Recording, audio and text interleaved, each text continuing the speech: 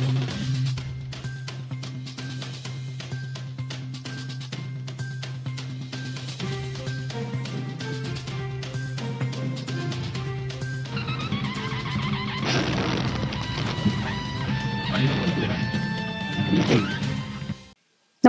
आपण पाहता हिरकणी न्यूज.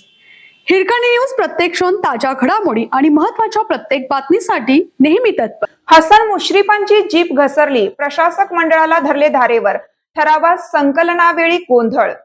गोकुळचे ठराव द्यायला 2000 लोक येतील हे 2 दिवस आधी शिष्टमंडळाने निवेदन देऊन सांगितलं होतं. मात्र तुम्ही छोट्या जागेत व्यवस्था केली, इथे गोंधळ व्हावा हीच तुमची इच्छा आहे, असा आरोप वैद्यकीय शिक्षण मंत्री हसन मुश्रीफ यांनी केला आहे.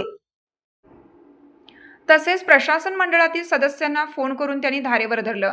तुम्हाला जमत नसेल तर राजीनामा द्या, असे मंत्री मुश्रीफ म्हणाले. त्यानंतर सहाय्यक दुग्ध निबंधक कृष्णा ठाकरे यांच्या समोर बोलताना त्यांनी प्रशासकीय मंडळाबाबत अपशब्द उच्चारले. सहाय्यक निबंधक दुग्ध कार्यालयात ठराव संकलनावेळी हा प्रकार घडला. गोकुळ निवडणुकीसाठी दूध संस्थांचे ठराव संकलित केले गेले. राष्ट्रवादी काँग्रेस शरद पवार गट यांनी शक्ती प्रदर्शन करून आज ठराव जमा केले. महासैनिक दरबार हॉल येथे राष्ट्रवादीचा मेळावा झाला.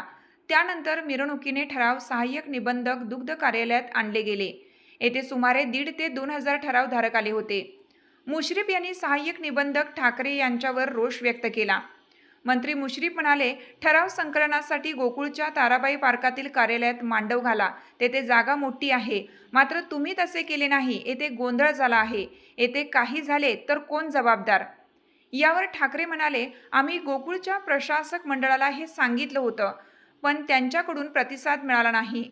आम्ही मालगावेंना सांगितलं होतं. यावर मंत्री मुश्रीफ म्हणाले, तुम्ही सुद्रिक यांना सांगायला हवं होतं. इथे गोंधळ व्हावा असेच मालेगावांना वाटते. मी इथून उठलो तर दंगा होईल, पण आम्हाला गोंधळ करायचा नाही आहे.